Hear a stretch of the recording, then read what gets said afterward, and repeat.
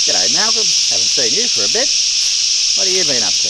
Oh yeah, mate, not too bad. Not too bad. Just farming stuff, mate. You know, same old story with me, mate. Don't find me doing too much different these days, mate. You know, just farming stuff. You know. Yeah. Well, no, that's not quite true, mate. That's not quite true because there's been a big change in my life, mate. I can tell you, mate. I can tell you. Yeah. Now, it all started when I was on my way to town. Now, I was on my way to see the bank manager, mate. You know? I sold a herd of eelers, mate, you know. And they brought in a pretty penny, I can tell you, mate, you know. So I could pay the loan off, mate, that I had from way back when I had a flood or something. I had to take out a loan. I could get that paid off and I'd be free and clear. Mate, I was looking forward to that, so, you know. I got a bit tarted up, and I said, I'll go in and go and pay this loan out, mate. I was looking forward to it, you know. Anyway, I'm driving along on my way to town, and on the side of the road, I spots a familiar looking ute, mate. Yeah, familiar looking ute. It's the granny's ute. Oh, she's a good sort, mate. Oh, she's a good sort, yeah. Anyway, there's a ute and the bonnet's open, mate. Yeah, bonnet's open. And she's got this XY Falcon, done up like a bit of a GT Falcon. A nice looking thing, mate. Yeah, nice looking thing. And I'm sort of driving along in the ute, you know. And she's not there. I sort of pulled up, but she's not there. So I'm thinking, okay, well, she didn't live that far down the road. Wasn't that far, you know. Fair walk, but not that far. So I kept driving down, you know.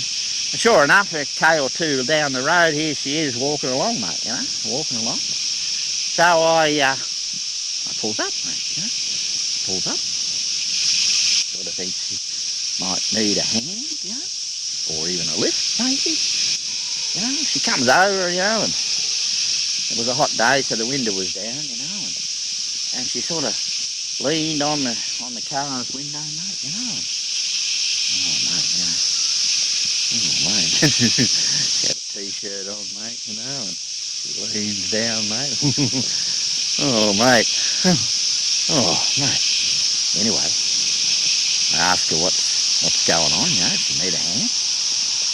Well, mate, she tells me she's blown a radiator hose, you know. I said, well, that's not much of a problem, you can fix that. And she said, but she's got no tools with her. Mate, I couldn't help but have a bit of a chuckle at that. I said, no tools with you? And, well, she explained that she was doing a job on the tractor, mate, and had to get some tools out of the ute and forgot to put them back in, mate. I sort of said, oh, that's an old trick. Been there, done that. Mate, you know what I'm saying, you know. Anyway, I said, oh, I've got some tools and I've got a radiator hose. You know, I've got a XB Falcon, but they might be pretty similar. We might be able to join it together with a bit of old bloody exhaust pipe, a bit of old poly pipe or something. We can make it work somehow, mate, you know. So she said, yeah, all right. She jumps in, mate, and we're do a Yui and we're going back.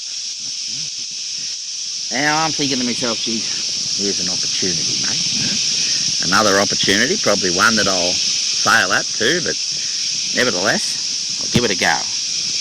Bugs are about today, mate. Yeah.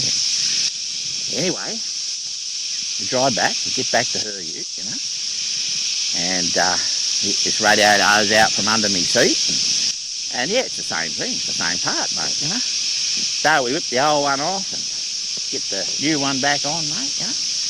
No worries, and going well, mate, you know, we're chatting and just sort of relaxed. Yeah, I'm thinking, this is nice. This is nice, mate, yeah. Anyway, we've got no water to put in the radiator. I've got none with me. Yeah, I've got a little bottle, but, yeah, it's only 500 mils, mate. It's not going to go anywhere. You know, and she didn't have any water with her either, mate, you know. And we think, shit, what are we going to do here? Well, mate, just sort of back up the road, there's a creek. So we said, okay, we'll walk back up the road. It's only like a couple hundred metres. And we'll get some water. Well, then we're looking for a container. Well, I got an esky, and she had a 1 litre bottle of water, and I had my 500ml bottle. So we thought we'll go up the creek and fill the little bottles and fill the esky up, and we'll get enough water to get the radiator filled up. So we start walking up the road, mate. Now, here I am, walking along with the granny. Oh, she's a good sort, mate. And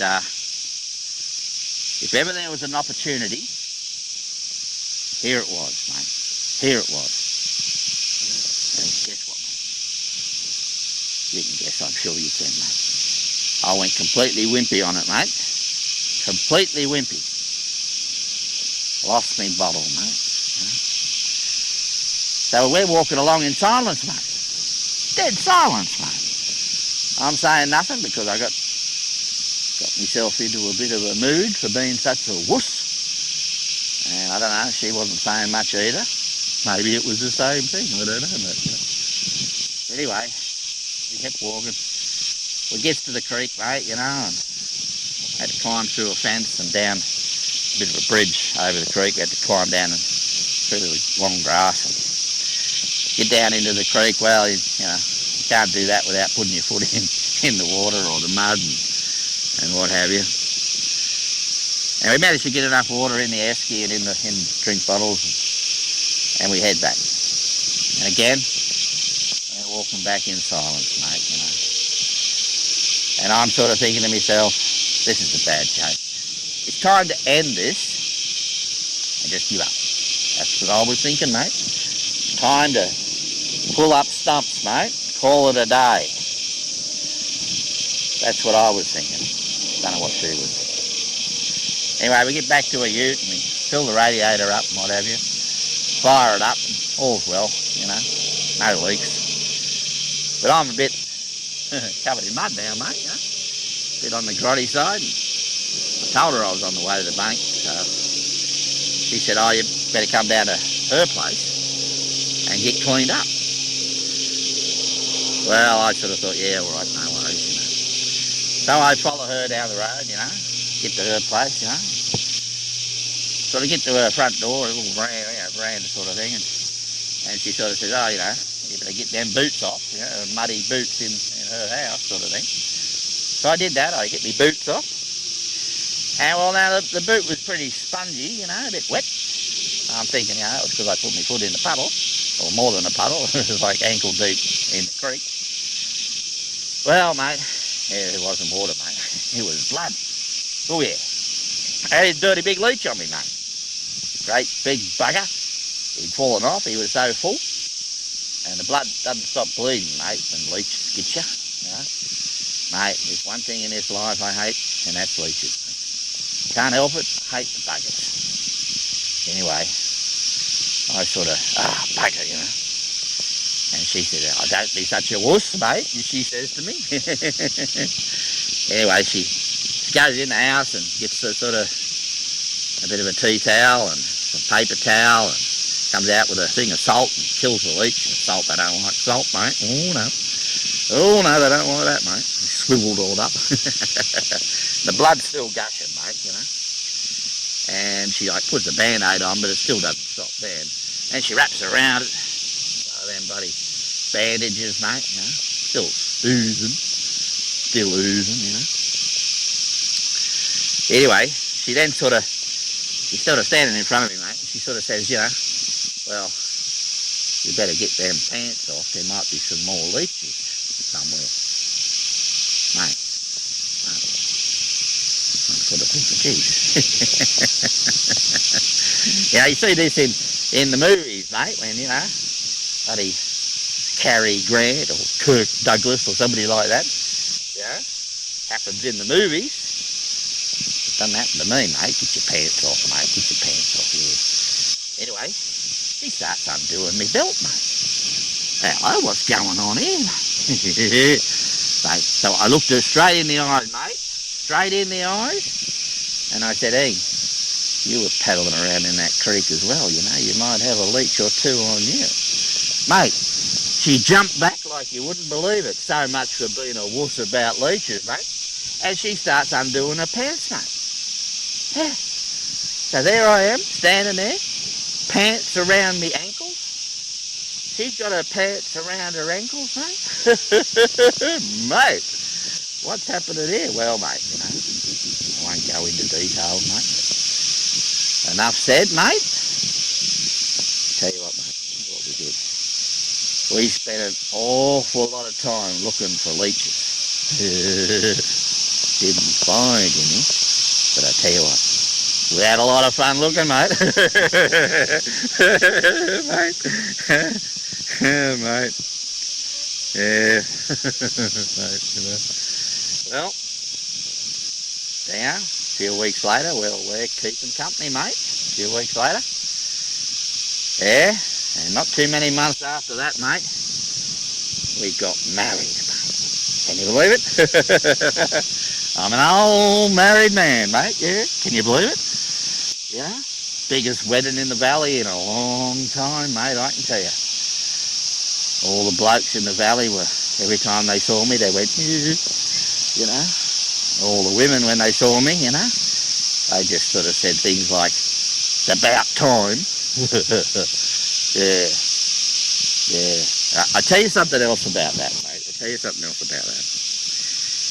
The local sort of produce store owner, he sort of moonlights a bit as the bookie. Oh yeah, oh yeah. Yeah, just a bit of a sideline, you know. Well, mate, over the last, I don't know, 20 or 30 years, he's been keeping a book on me and the granny. Can you believe it? All those years. Now, apparently it was a $2 bet, and you just had to bet a date of when me and the granny might get together. Well, I'll tell you what, mate. By the time that we sort of managed to get together, there was 4 44-gallon drums full of $2 coins going to the winner. And you'll never guess who the winner was. You'll never guess. Formerly known as Pants Man Kevin. He won it, the bugger. Can you believe that? Now, Kevin's a married man now, and marriage has changed Kevin a bit. And I'll tell you what he did with that money. All that money, mate. He paid for my wedding, mate. He paid for my wedding and he gave the rest to charity. Can you believe it? Is that what marriage does to a bloke? Because Kevin wasn't like that before, mate. Oh, no. Oh, no. Marriage must do good things to a bloke. That was my conclusion. Ask me in a few years, mate, you know.